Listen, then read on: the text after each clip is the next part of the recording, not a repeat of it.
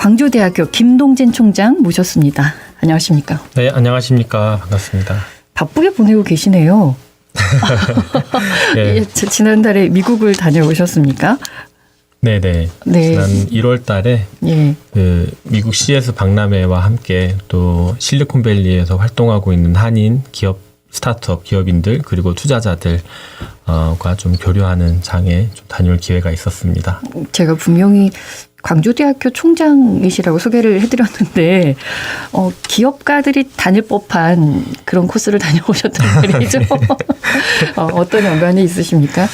네, 사실 저만 간 건 아니고요. 우리 광주광역시에서도 그 CS 내에서 이제 부스를 운영을 한 바가 있고 이제 그 현장에도 들릴 기회가 있었습니다. 저 이외에도 다양한 광주 지역에 있는 이제 기업인들과 또 기관장들도 함께 거기에서 회동을 할 수 있는 기회가 있었는데요. 네. 뭐 아시다시피 이제 CS가 워낙 세계적인 박람회다 보니까 그렇게 사실 방문의 문턱이 높지는 않습니다, 실은. 근데 이제 거기서 얼마나 많은 인사이트를 가져올 수 있느냐를 이야기를 했을 때 이제 저처럼 이제 기업가 정신을 표방하고자 할 때는 그 기업의 이 빠른 속도가 어떻게 또 변화하고 있는지 그거를 또 직접 현장에 가보면 어떤 기업에서 사실상 지향하고 있는 기술 지향점이랄지 또 그 안에 담겨 있는 철학이 어떤 건지를 좀 엿볼 수 있는 좀 소중한 기회로 활용하고자 방문했습니다. 유명하다고는 합니다만 또 처음 들어보신 분들도 계실 수 있어서요. CS가 뭐 하는 박람회인지 소개부터 해주시겠습니까? 예. 네. 제가 CS 대표자는 아닙니다만은. 네. 이게 이제 세계적으로, 가장 큰 어떤 가전 박람회로 이해하시면 가장 클 것 같아요. 이제 말이 가전이지 그 가전 안에는 사실상 굉장한 기술이 집약되어 있는 것이거든요. 뭐 우리가 흔히 보는 텔레비전의 어떤 디스플레이 기술이랄지 아니면 IoT를 활용한 이 스마트 기기들, 어떤 스마트 홈, AI 또 거기에 동원되는 여러 이제 빅데이터 기술들이랄지 또 모빌리티 같은 경우에도 그런 뭐 가전의 범주 안에 들어가는 시대가 됐지 않습니까? 이제 전기 자동차도 많이 상용화가 되고 있고 그래서 이제 그런 어떤 기술들이 이제 기업별로 부스를 마련을 해서 이제 사실상 어떤 기술 전쟁을 벌이는 그런 굉장히 또 한편으로는 또 긴장감이 약간은 느껴질 수 있는 그런 박람회였던 것 같아요. 현재 세상은 어떻게 돌아가고 있는지 한눈에 볼 수 있는 그런 자리 아니었을까라는 좀 생각이 들고 뭔가 좀 해야겠다 이런 생각이 더 드셨겠습니다. 네, 조바심 많이 느끼고 왔습니다. 이러고 있을 때가 아닌데 라는 생각도 하고. 네, 우리나라가 굉장히 선두적인 역할을 하고 있지 않습니까? 그럼에도 불구하고 사실 뭐 짧게 소회를 좀 말씀을 드리자면 이제 미국과 또 중국이 사실상 기술 패권을 가지고 이제 전쟁을 일으키고 있고 또 그 안에 올해는 또 유독 일본 기업들의 약진이 굉장히 두드러졌던 자리인 것 같아요. 그래서 물론 이제 우리나라의 기업들 특히 이제 LG와 이제 삼성과 같은 그런 정말 이 글로벌 기업들이 이 부스에 굉장한 어떤 존재감을 뽐내는 것도 눈으로 확인할 수 있었지만 사실상 그 경쟁이 만만치 않겠구나. 또 대학교는 이 안에서 우리 학생들에게 어떤 비전을 보여줘야 할까 하는 그런 고민에 굉장히 또 무거운 책임감을 또 느끼는 자리였던 것 같기도 합니다. 예, 그래서요. 대학교는 어떤 비전을 보여줘야 된다고 연구 결과가 나왔겠습니다. 뭐라고 생각하셨습니까?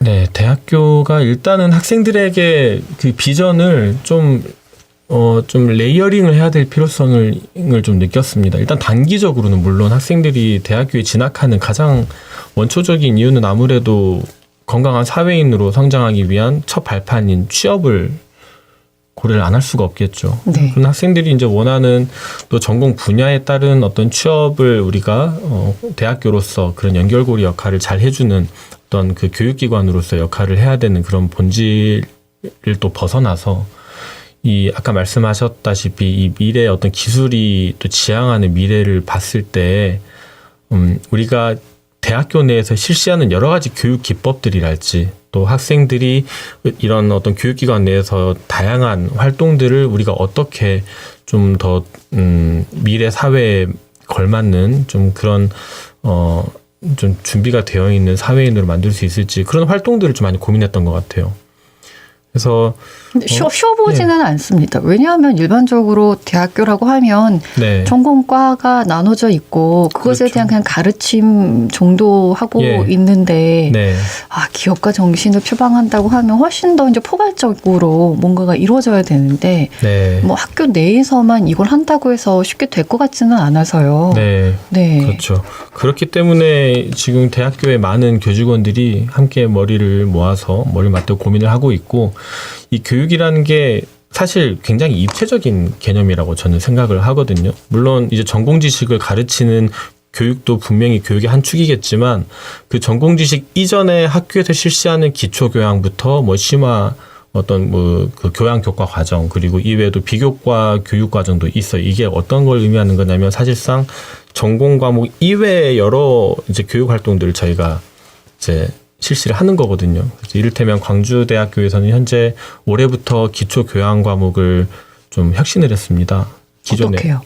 기존에 저희가 이제 대학 영어랄지 생활과 글쓰기와 같이 정말 우리가 기본적으로 사회인에게 필요로 되는 역량을 가르치는 교과목을 가르쳤던 거에서 그 틀을 조금 바꿨어요. 그러니까 영어와 글쓰기도 물론 중요하지만 이 AI 툴을 어떻게 다루는지 그래서 AI 교과 과정을 저희가 아마존 웹 서비스와 함께 제휴를 해서 학생들에게 실질적인 AI 교육 과정을 올해부터 실시를 하게 됐고요. 기본 교육으로요? 네, 기초 교양 네. 과목입니다. 그러니까 모든 신입생들이 받는 거죠. 네. 광주대학생이라면 아마존의 어떤 AI 툴 사용 그 수업을 듣게 될 것이고 특정 기업 이름은 네. 조금 말씀 안 해주시면 네, 좋겠습니다. 죄송합니다. 네. 예. 그리고 두 번째로는 이제 체육 부분. 학생들이 자기 개발을 위해서 또 자기의 어떤 신체적인 건강을 위한 그런 부분도 저는 교육의 분명히 하나의 어떤 그 줄기라고 생각을 하기 때문에 중요하죠. 네. 네. 그래서 그런 체육 활동들을 좀 더 우리가 독려할 수 있는 교육 과정을 추가를 했고 그다음에 마지막으로 머니메이킹 돈을 어떻게 벌 것인가 이렇게 말하면 이건 정말 비교육적인데라고 느끼실 수는 있겠지만 뭐 돈을 어떻게 벌자 이게 아니라 현실적으로 아니 중요한 내용이죠. 그런가요? 네. 근데 네. 이럴 때 입 밖으로 말하면 왠지 쟤 되게 돈 밝힌다 이렇게 생각하실까봐. 점적으로 보입니다. 네. 그래서 그 사실상 이제 전세가 무엇이고 또 대출은 무엇이고 우리가 금융기관으로부터 자유로울 수는 없지 않습니까? 네. 그래서 그런 금융기관으로부터 어떤 금융 서비스와 또 세금부터 해서 이렇게 어떤 미래 설계하는 과정에서 재정적인 그 설계를 어떻게 할 것인지 그래서 AI, 운동, 자기개발, 그 다음에 금융 이 세 가지 분야로 기초 교양을 확 뜯어붙였습니다. 올해부터 들어가는 겁니까? 올해부터 네. 그거하고 연결이 있을까요? 올해 광주대 신입생이 5년 만에 좀 증가했다는 얘기가 들려서요. 네, 맞습니다. 영향을 미쳤을까요? 이런 기조들이. 그렇지 않았을까 싶습니다. 네. 아무래도 제가 지금 총장으로 임명된 지 이제 3년이 되어 가는데 그동안에 학교가 크고 작은 변화들이 많이 있었고 또 그 중에 하나가 이제 홍보 차원에서도 많은 교직원의 또 입학처 노력이 있었고 또 모든 구성원들이 정말 이 입시가 어려운 상황에서 노력을 많이 했던 결과가 그래도 이번에 5년 만에는 좀 가장 고무적인 또 성과로 나오지 않았나 하는 생각을 합니다. 근데 이게 광주대학교만의 문제가 아니고 워낙에 이제 인구도 줄고 있어서 각 지역에 있는 대학들이 공통으로 겪고 있는 일인데 이 와중에 좀 성과가 낮다고 한다면 고무적인 일이겠죠. 네. 네. 그리고 이제 총장의 생각을 갖고만 있다고 해서 이게 펼쳐지는 건 아니지 않습니까? 그만큼 교직원들과도 소통이 있었을 거고 학생과도 소통이 좀 있었을 텐데 어떤 방식으로 만나고 계십니까? 일단 제가 가장 젊은 또 대학교 총장이지 않습니까? 가장 젊으십니까? 제가 나이는 몰라서. 네, 제가 네. 가장 젊은 걸로 알고 있습니다. 그렇군요. 저는. 네. 네. 그래서 뭐 이런 젊은 나이가 허락되는 시기가 영원하진 않으니까 정말 이 젊은 나이가 허락하는 시기 동안 최대한 좀 격이 없이 우리 학생들과 좀 허심탄회하게 같이 놀아보자. 좀 그런 생각으로 좀 임했고요. 학생들이 불편하지는 않습니까? 총장님이 얘기하자고 그러면. 참 날카로운 지적이십니다. 내 딴에는 젊다고 생각했는데 학생들 입장에서는 또 너무 재밌는 게 많거든요. 그래서 눈치를 적당히 봐가면서 그냥 제가 할 수 있는 최선의 노력을 하고 있습니다. 이를테면 입학식을 좀 덜 지루하게 한달지. 짧은 걸 제일 좋아할 텐데요. 예. 너무 잘 아시는 것 같습니다. 대학교 현실을. 예. 짧은 걸 좋아합니다. 근데 이게 학생들에게 얼마나 큰 소중한 기회라는 걸 졸업하고 나면 알 수 있습니다. 왜냐하면 총장과 대면해서 네. 1대1로 대화할 수 있는 기회가 많지 않거든요. 네. 얘기를 해보면 어떤 이야기들을 많이 하던가요? 주로 제 흔히 학생들하고 이야기를 하면 굉장히 너무너무 다양한 질문들과 피드백들이 이제 오가는 경우들이 많다 보니까 한 번씩 깜짝깜짝 놀랍니다. 정말 이 통찰력 있는 질문을 어떻게 학생이 어떤 이런 질문을. 예를 들면 이를테면 대학교 총장으로서 힘들진 않으세요? 오히려 저를 이렇게 그게 가독거리는 통찰력 있는 질문입니까?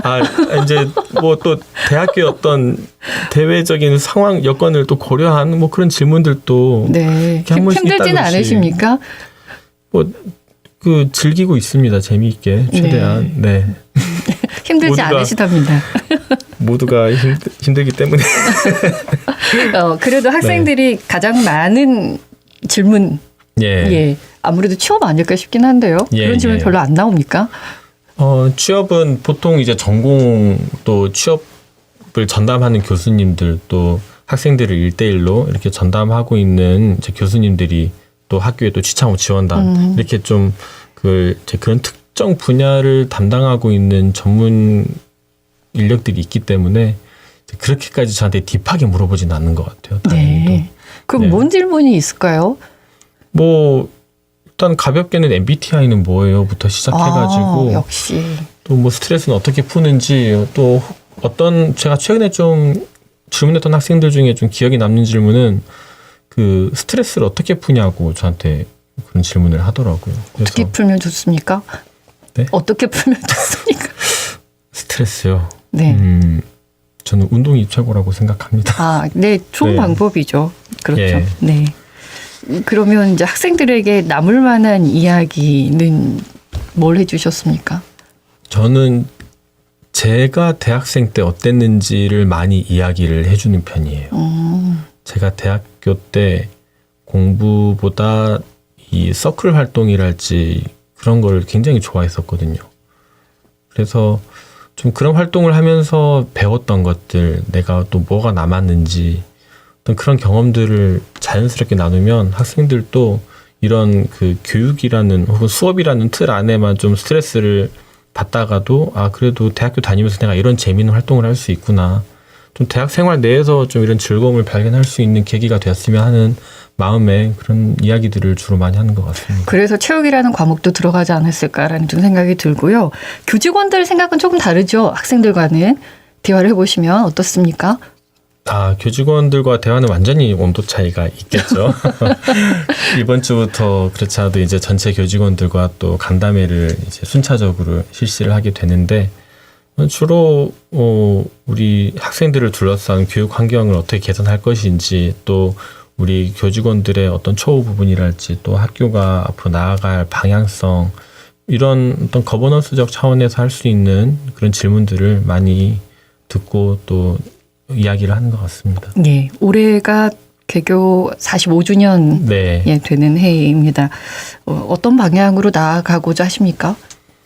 네, 광주대학교는 기업가 정신을 표방하는 만큼 좀 틀에서 벗어나서 새로운 시도를 하고 그런 새로운 시도 속에 좀 이 기업가 정신이 주창하는 여러 변화와 혁신들을 좀 담아내고자 재작년에 라이트 2028이라는 이름으로 중장기발전 계획을 발표를 하고 네. 그 계획에 맞게 지금 세부 전략과제와 또 세부 과제들을 지금 순차적으로 실시를 해나가고 있는 상황입니다. 어떤 내용들인지 구체적으로 말씀해 주실 수 있을까요?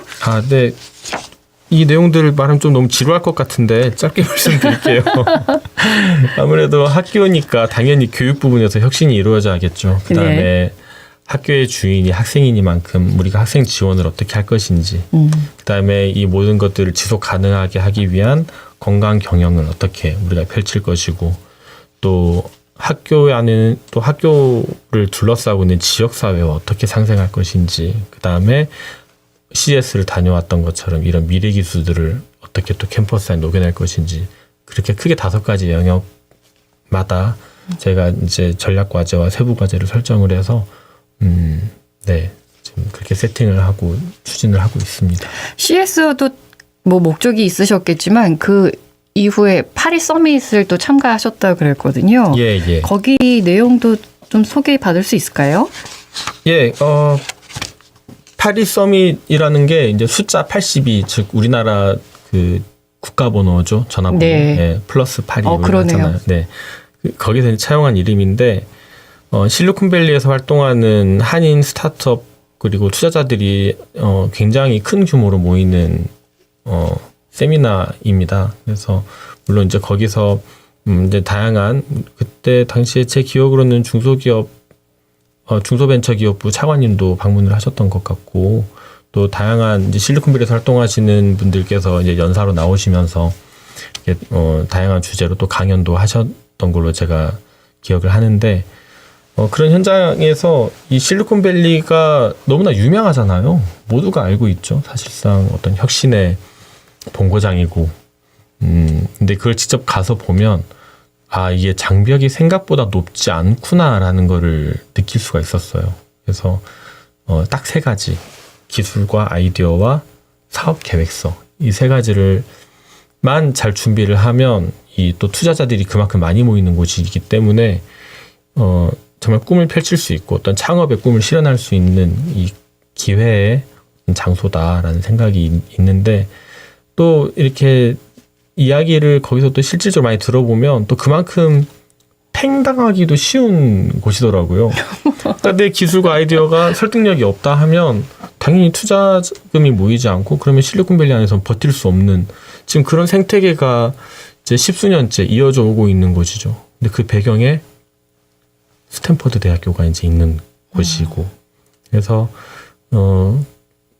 물론 이제 스탠퍼드 대학교는 굉장히 또 어떤 연구 중심의 큰 대학교다 보니 광주대학교와는 지향점이 아주 다를 수는 있겠지만, 기본적으로 대학교와 좀 그런 어떤 혁신의 그 실리콘밸리와 같은 어떤 그런 그룹이 만들어지게 된 그 배경에 서로 어떤 상호작용을 했는지, 또 그런 것들도 중점적으로 많이 좀 연구를 했던 것 같습니다. 기억에 남는 게 있다면 이제 그것 또한 광주대에 전복을 시키실 것 같은데, 광주대학교의만의 경쟁력이라고 한다면 뭘 꼽으시겠습니까? 네, 광주대학교의 경쟁력이라고 한다면 당연히 저는 학생 친화적인 어떤 교육 과정이라고 이야기를 하고 싶습니다. 굉장히 좀 식상하게 이야기가 들릴 수는 있겠지만 그 없는 이야기 하는 것보단 그럼요. 그래도 학교가 어떤 평가를 했을 때 이게 뭐 상호작용 지수라고 하죠. 그런 교수와 학생 간 어떤 상호작용 지수를 봤을 때 전국에서 굉장히 상위권을 저희가 기록을 하고 있거든요. 이제 그게 이제 이야기를 하는 게 학생들이 학교에 입학을 해서 어떤 지도 교수와 혹은 자기 어떤 지도 교수뿐만이 아니라 이제 수업을 담당하시는 교수님들 또 교직원들과 이런 상호작용들이 굉장히 활발한 대학이다 보니 어떤 그런 피드백들이 굉장히 호혜적으로 일어나는 학교가 가장 큰 강점이 아닐까 하는 생각을 하고 있습니다. 예, 총장님께서 소통도 열심히 하신다고 그러셨고, 또 첫 인상이 굉장히 그 낯설지 않는, 뭐라고 해야 되지, 좀 친근한 느낌이 있어서 네. 저도 오늘 처음 뵙는데 시계 좀 내려달라고 부탁을 드렸고, 그런 거마저도 들어주시는 이런 친절함을 갖고 계셔서 학교도 앞으로 잘 되지 않을까라는 생각이 들었고, 근데 또 중요한 것 중에 하나가 글로컬 대학 30 사업이 네. 있죠. 예. 이게 재작년 10곳 학교, 작년 10곳 학교, 그리고 올해 이제 10곳 학교 선정이 남아 있는 걸로 알고 있는데 네. 도전하시죠? 네, 도전을 당연히 합니다. 저는 선정이 될 거라는 믿음으로 우리 교무위원님들 또 비롯해서 우리 교수님들과 함께 이 글로컬 30 선정을 위해서 부단히 애를 쓰고 있습니다. 지금도 그 학처장님들 이렇게 회의를 하면 이제 글로컬이 항상 주제로 나오고, 우리가 이제 앞으로 글로컬 어떻게 할지는 당연히 이제 또 그 세부 계획이 나와봐야 알겠지만, 또 광주대학교만의 또 광주대학교이기 때문에 할 수 있는 그런 혁신의 여러 컨텐츠를 담은 계획서가 나오지 않을까 네, 기대해 주셔도 좋을 것 같습니다. 열심히 준비하고 계시는 것 같습니다. 네. 그 라이즈 사업 선정 이것도 뭐 도전해 봐야 되는 곳입니까? 예, 그럼요. 이 라이즈 사업은 기존의 어떤 지역 혁신 사업 안에 이제 대학 이제 교육 중심으로 지역 혁신 어떻게 할 것인가 하는 이제 광주시와 또 시교육청 등 여러 이제 지역 기관들과 함께 머리를 맞대고 또 광주시의 어떤 여건을 감안한 여러 혁신 사업들을 담고 있는 건데요. 여기 안에 이제 대학교들이 참여할 수 있는 과제들이 있습니다. 그래서 그런 과제들에 또 대학교가 단독으로 혹은 또 타 대학과 컨소시엄으로 이렇게 함께 참여할 수 있는 여러 과제들이 있는데 그 안에 녹아 있는 것들이 다 결국 지역민들을 우리가 어떻게 더 나은 어떤 광주시로서의 모습을 우리가 보여드릴 수 있을 것인가 그런 고민들이 많이 담아 있거든요. 그러니까 가장 대표적으로 정주 여건을 어떻게 개선할 것인가, 이 수도권 쏠림 현상을 지역 혁신을 통해서 어떻게 해결할 것인가. 그런 어떤 키 과제들을 또 대학교가 함께 또 지자체와 함께 합심을 해서 연구를 하자, 머리를 맞대고 함께 노력하자. 그런 성격의 과제이니만큼 또 글로컬 사업 못지않게 제가 염두에 두고 있는 사업입니다. 네. 항상 중간적인 위치가 제일 힘들다고 저는 느끼거든요. 네. 차라리 어리면 뭐 보호를 받거나 도움을 받거나 또 가장 위쪽에 있으면은 뭔가 할 수 있는 위치인데 대학교가 중간적인 입장이 아닐까라는 생각이 들어요. 차세대 대학생들을 또 꾸려가야 되는 네. 또 교수님들이 계시는 거고 학생들이 있고 또 밑에 커 나오는 아이들이 들어가는 곳이 또 대학교이기 때문에 그만큼 해야 될 일이 많은 어깨가 무거운 인 것 같은데 열심히 발로 뛰고 계셔서 성과가 나오지 않을까 저는 네. 생각이 듭니다. 마지막으로 인사 말씀해 주시겠습니까? 네. 되게 또 벌써 새해가 된 지 얼마 안 된 것 같은데 2월달 또 첫날에 이렇게 MBC에서 초대를 또 감사하게 주셔서 또 전파를 통해서 인사를 드리게 될 수 있어서 너무 영광입니다. 6일까지 부쩍 추워진다고 하던데 우리 광주 시민 여러분들 모두 감기 조심하시고 정말 광주를 가장 잘 알고 또 광주를 가장 사랑하는 광주대학교 많이 응원해 주시고 또 격려해 주시면 감사하겠습니다. 예. 나와주셔서 고맙습니다. 네, 고맙습니다. 이름도 광주입니다. 광주대학교 김동진 총장과 함께했습니다. 언제 어디서나 내 손 안의 뉴스 광주 MBC 뉴스 유튜브 구독으로 함께하세요.